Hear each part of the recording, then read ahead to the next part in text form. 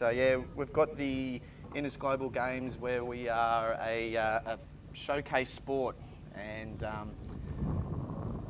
showing the world what Aussie rules football is. So we have a 26-man squad, which were the best players selected as part of the AFL National Inclusion Carnival. So we're going to be in for a bit of a show, I think, Scott. That's right, and our two teams are, like you said, the best 26 players from the National Inclusion Carnival that was held in July in Blacktown, New South Wales. And as we go through the two team lists now, we've got the blue team today, which is the Emus, and the white team today, which is the Kangaroos, the two animal emblems on the Australian coat of arms. And the Emus team is coached by Nick Eads, who was the winning coach for Northern Territory at the Nationals this year. And the Kangaroos team coached by the Vic Country coach Steve Reeves, who has done an amazing job with the Vic Country team over the last couple of years at the helm. Yeah, the two coaches partook in a draft about a month before today, and picked two evenly matched teams. So there's a bit of banter between the coaches about potentially the Emus might be heavily stacked with what they've got in the forward line, but I think, speaking with the coaches as well, the midfield for the white team, which is the Kangaroos, is going to be something that might, if they can get out of the middle, I reckon it could be their game. But who's your tip, Scotty? I might wait till quarter time to make my call, but what we do have is two really even teams. As the ball goes up in the middle, and Yasha Shubalak, Steve Hall, no one getting it out there, and I think what we really want to see from these two teams is some really open and attacking footy. They're the best players, as we said, from the National Inclusion Carnival, and I think one of the highlights of the Carnival this year was the pace and run of some of the players.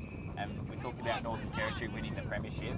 That man there, Peter Apuatimi, was one of the key players for Northern Territory, number 6 for the Kangaroos today. It's gone over the top. I think they've got the wind. It's going to bounce all the way. Just offline, I believe.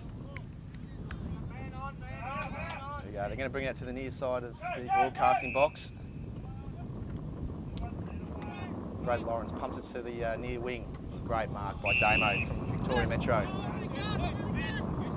Damo Clark goes further along the wing now into space. It might just beat the players out of bounds. Good to see some good hard footy there, but the players who have spent a couple of days together now, giving each other a pat on the back, making sure they're all right. Yeah, the guys flew in on Friday and had the jumper presentation, where there's a big honour for the guys.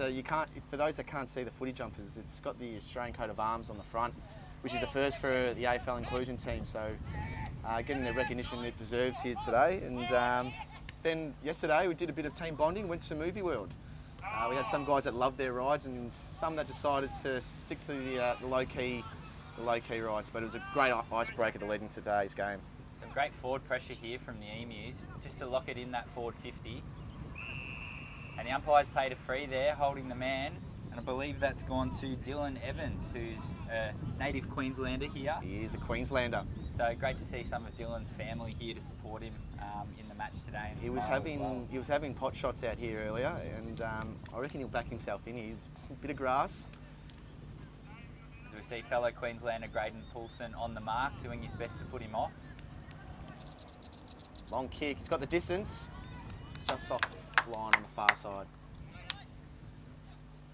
And Tim, before we do get into calling the footy a bit more, perhaps we could talk a little bit about the Innis Global Games. It is the world's largest sporting event for people with an intellectual disability, and we took part in the parade yesterday.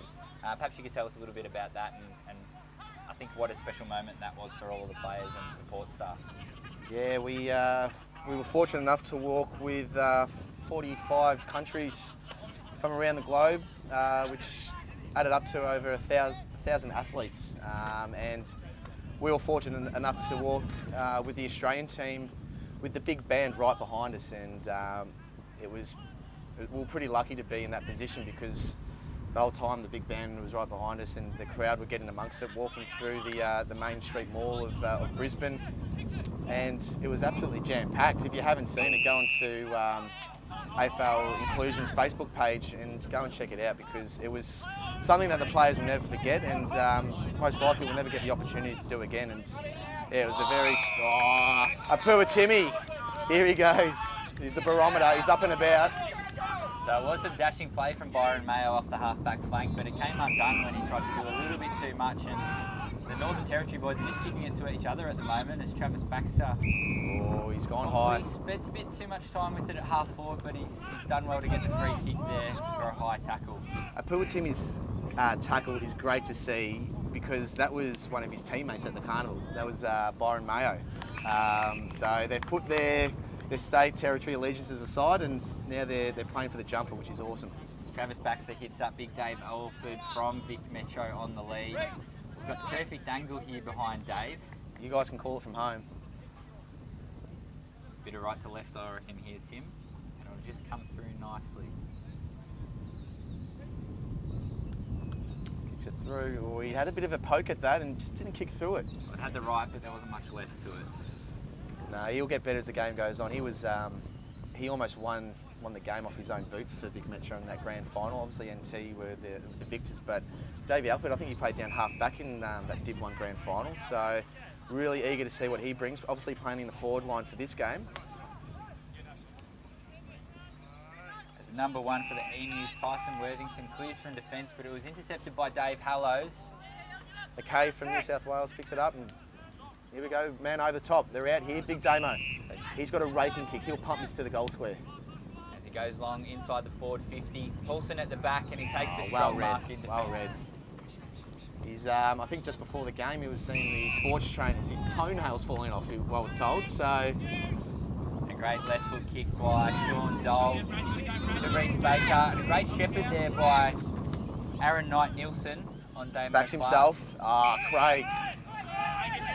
So you can start to see already the boys have settled a little bit and they're starting to put their skills on display. A few kicks going astray, but great to see some run and some really attacking footy. Mayo to Shublate.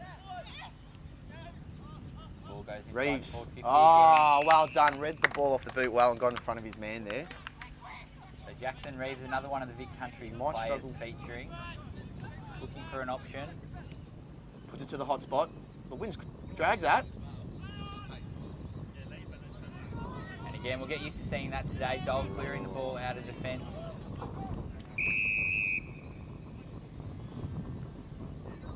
The umpire, I believe, calling for the ball.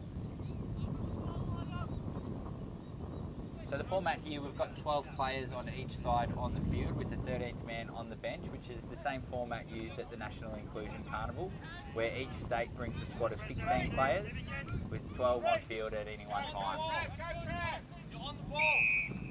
Again, a nice intercept mark there by Tyson Worthington. WA boy. Oh, they're out here. Half forward's packed. We've got Hayden here, pumps it on the left foot. Beautiful looking kick. They're out here, Damo, he'll have a snap. On the right, comes back. And they're off and running. The Emus. A beautiful goal there by Damo Clark. And you can see there, didn't really look too stressed about coming back inboard. He was comfortable having a shot from the boundary, and why wouldn't you with skills like that? And we were fortunate enough to be in the change rooms before the game started, and the message from the coaches was just back yourself, have fun, show everyone the class and the talent that you've got. And Clark has just backed himself there, and a nice snap on the right. I think it would just be a good opportunity while it's a goal, just to thank our partners who have got us here. FIDA have been a big, long-time supporter of the AFL National Inclusion, and now for the first time the All-Australian team. So to FIDA, thank you very much. Matchworks and Lifeline, thank you for all your support to get us here for this week. So Apua Timmy clears and he hits up his teammate Travis Baxter at the half forward flank. And they've got the advantage inside forward 50, the Kangaroos. As the Tasmanian Craig Lash Jr. takes the mark. There's no one on the mark he can play on here, and he does. Keep running in, he backs himself, keep coming. I think it's home. Bit of left to right that time, and I think it snuck through for a There goal. we go. So we said we wanted to see some free-flowing attacking footy, and that was a great example of it there from the Kangaroos team. Kangaroos are on the board. So Craig there, number 1 for the Kangaroos, I believe is 17 years of age. So first time coming to the National Inclusion Carnival this year, and he definitely looks part of it. Doesn't feel out of his comfort zone whatsoever. They're kicking the first goal for the Kangaroos.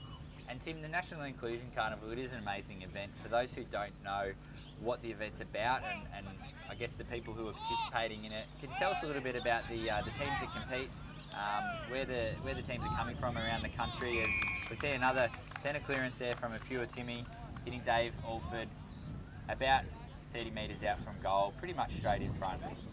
Let's get to that. Let's ride this one home. I think he had a bit of a stab at the first goal.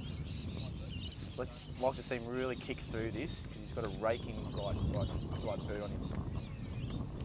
Oh, he's had another stab. It looks good. Straight through the middle. Back-to-back goals for the Kangaroos. The Kangaroos now leading it. 2 goals, 2-14 to the Emus. 1 goal, 1-7. So back to your question, Scott. Yeah, the National Inclusion Carnival, it was our 6th year where the carnival's been run. We're out at Blacktown, and we have every state and territory represented with their rep team, which supports players footballers with an intellectual disability. I think Victoria have a metro and a country team, but it is a full National Inclusion Carnival, which is great. I think credit to the NT guys who won it. Was the first time that they had a full squad of Northern Territory player representatives. So it's just getting bigger and bigger, and next year, we'll have a naming rights sponsor in Toyota getting behind the National Inclusion Carnival. That brings us to quarter time. Kangaroos 2-2-14 to 1-1-7, but we'll have a shot after the siren here. So Damo Clark, he's already got one to his name. He's coming in now. Good looking kick. The umpire does not move. What a way to finish out the first quarter. So it's the Kangaroos still leading the way, 2 goals, 2-14, but it's now the Emus getting one back right at the end of the quarter there. 2 goals, 1-13, with Damo Clark with both goals for the Blue Emus team. We'll take a break, come back. We've got 4-minute quarter breaks, so grab yourself a cup of tea and we'll be back to see you for the second quarter.